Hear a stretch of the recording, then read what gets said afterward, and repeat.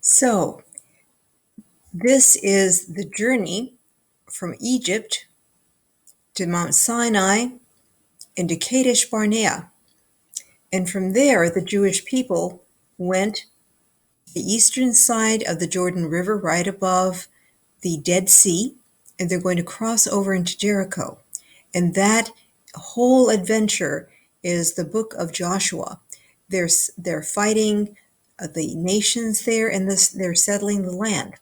And so here is a map of the settlement, um, and this would have been the territory later of the 12 tribes of Israel and the United Kingdom of Israel under the kings Saul, David, and Solomon.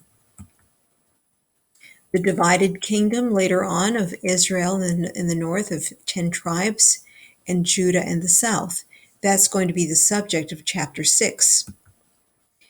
And chapter 7 is going to be the Babylonian exile, where the people of Judah, the southern kingdom, are going to be forced by the Babylonians up towards close to Haran, where Abraham's family settled, and then before Abraham moved into the promised land. And they're going to go down along the Euphrates River to the capital city of Babylon, the capital of the Empire of Babylonia. And this is where the 6 books, including Joshua, were written. So the books of Deuteronomic history are Joshua, Judges, the first and second books of Samuel, the first and second books of Kings. They were probably all written during the Babylonian exile, 587 to 538 BCE, so a long time after the events that they recount. The books recount the history of Israel from the time the 12 tribes entered the Promised Land until the exile, about 1250 BCE until 587 BCE. We call the authors and editors Deuteronomists. During the reign of King Josiah of Judah, the Book of the Law, perhaps the first version of Deuteronomy, was discovered in the Temple of Jerusalem, and its themes, which concern true worship of the one true God of Israel, and also social justice, justice for the poor, the widow, the orphan, the immigrant, the person in need. That is very important. So this happened during King Josiah's reign, 640 to 609 BCE. Josiah reigned 30 years before the time of exile, and he took seriously the code of religious laws in the book of the law discovered in the temple. He was one of the few good kings, either in north or south. There were only 8 total, all in Judah, and Josiah was the last of them. He implemented and enforced the laws found in the book of the law against idolatry, injustice, and corruption. The Deuteronomic history helped Jews in exile by helping them turn the disaster of the exile into a time of reflection and transformation. These 6 books helped them prepare for their return someday and gave them hope that they could build a new life. Joshua was the man chosen by God and chosen by Moses to lead the people of Israel into the promised land. He was faithful, obedient to God, strong, courageous, careful, and honest. Joshua was also unshaken by failure. He was a keeper of treaties and an upholder of the law of Moses. And here you see him pointing towards the Canaan, the Holy Land, on the other side of Mount Nebo. And there is Moses, who is about to die on Mount Nebo. Moses will get to see the promised land from the mountain, but he will not be able to cross over. Another important person is a hero, a very unlikely one. Rahab was a prostitute of Jericho. So she's a prostitute, low on the totem pole. She's a Canaanite, she's a pagan. But she proves that she really believes in the God of Israel, and she helps the Israelite spies because of that faith. And they spare her life and that of her family when Jericho was destroyed. She becomes a part of the family of King David, and she is his great great grandmother. Through Saint Joseph, Rahab is also the ancestress of Jesus Christ, mentioned in Matthew's Gospel and the letter of James. There's a miracle performed because of the faith of Joshua and the people of Israel. When the priests and the Ark of the Covenant entered the Jordan River, the river stopped flowing, recalling Moses parting the Red Sea in Exodus. The whole people of Israel passed through the dry riverbed into the promised land. Jericho's fall is not conventional warfare. It is the faith and obedience of Joshua and the people of Israel. Following God's command for 6 days, the Israelite soldiers march around the city silently, led by the Ark of the Covenant, carried by priests. In a way, this is giving the people of Jericho warning that they can surrender or accept the consequences if they do not. Well, they do not surrender. So on the 7th day, the soldiers and priests march around the city 7 times, blowing horns and shouting, and Jericho's walls collapse. Now, later on, we're going to see some alternate accounts of how Jericho might have fallen centuries earlier. But we'll wait until later and go through that. This is a gospel song about fighting the Battle of Jericho. The ban is something we're going to have to talk about very carefully because it really means genocide, okay? Literally, it means in Hebrew, devotion to God for destruction. Essentially, it's a command to destroy everything, every person, all living things in a conquered town. No one was to take anything for themselves. So we're going to have to look very carefully and thoughtfully at these accounts. Because the religious and moral lessons from warfare are not about glorifying war or giving us moral direction about war. We need to keep in mind that these accounts were written long after the events had occurred. Probably a great deal of brutality did occur.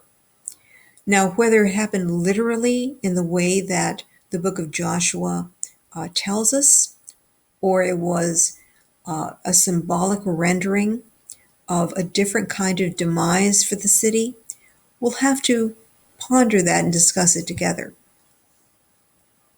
This map shows you where some of the different city-states were. There were in all 40 different peoples, 40 different city-states in the land of Canaan at the time of Joshua. The accounts emphasize a total devotion to God.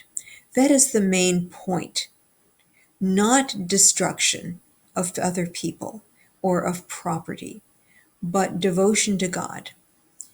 And in the mind of the writers, if this meant destruction of everything Canaanite, then so be it. The Israelites were to reject Canaanite religion, child sacrifice, and temple prostitution. What you need to know is that up to the time of King Josiah, these practices were in evidence. Archaeologists would dig up Israeli towns and see small pagan idols of Baal and Asherah. This is a pagan god and goddess of fertility. Child sacrifice was practiced and temple prostitution as well. So this is what they're concerned about. They don't want people to go back to the promised land and pick up where they left off with these evil practices. So what happened is this developed into a devotion for the Jewish faith that included marrying within the Jewish tradition, practicing its 613 laws faithfully, and raising one's family within Judaism. So this is really more the point of the book of Joshua, not glorifying murder, genocide, and destruction, but devotion to God and devotion to your faith. Today, we do not believe that God wished then or now the destruction of innocent people. Christians and Jews do believe God willed that the Jewish people possess the land. People's understanding of how that was to happen was conditioned by their time and culture. For them, this meant brutal warfare. We also believe that the accounts show how God can bring good out of even the greatest evil. So we don't believe God wanted wholesale slaughter of men, women, and children. Okay? And yet God can bring good out of the greatest and the most horrific acts. And so these are some things to think about. When people put their trust entirely in God, they are victorious. So we'll see how that plays out in the book of Joshua and the other books as well. Pride in one's own strength and accomplishments and disobedience to God bring disaster. There's a story of a man named Achan. Achan takes valuables from the Battle of Jericho, thus breaking the ban. The Israelites suffer defeat at Ai. When Joshua assembles the tribes, and Achan confesses, he is stoned to death. His loot is burned and buried. So this is a selfish act. It's an act of greed and of contempt for God and contempt for the people of Israel. He's willing to risk other people's lives to get what he wants. And so that is the evil of putting the possession of things that do not belong to you, stealing them really, rather than putting the well-being of your people first and God first. Another miracle in which Joshua defeats 5 kings. The sun stands still at Joshua's prayer in the midst of Joshua's battle against the kings, and the Israelites win. So again, it's like something in nature is suspended so that Joshua is able to win the battle. So God is able to do extraordinary things. You're going to notice the numbers are important in the Bible. 12 symbolizes completion and perfection. In the Old Testament, we see that Jacob has 12 sons. The descendants of the 12 sons become 12 tribes. In the New Testament, Jesus has 12 disciples, and the book of Revelation has 12 angels, 12 gates, and 12 layers of precious stones on the walls of the heavenly Jerusalem. By the way, the high priest has 12 beautiful jewels set into a breastplate that he wears on top of his garments. And each of those 12 stones represents the 12 tribes. So he's praying with the 12 tribes against his heart and in front of the altar of the Holy of Holies. Places of refuge. These were cities which protected people who accidentally or unintentionally killed another person. There were sanctuaries which prevented the families of the victims from seeking blood revenge. The Israelites renew the covenant of Sinai at Shechem just before Joshua dies. Then he dies and is buried in his tribal land, which is in the south. He's of the tribe of Judah. The Israelites renew the covenant of Sinai at Shechem just before Joshua dies. And these are Joshua's words, which are often inscribed on plaques in homes and even on mailboxes. Now, therefore, fear the Lord and serve him completely and sincerely. Choose today whom you will serve. As for me and my household, we will serve the Lord.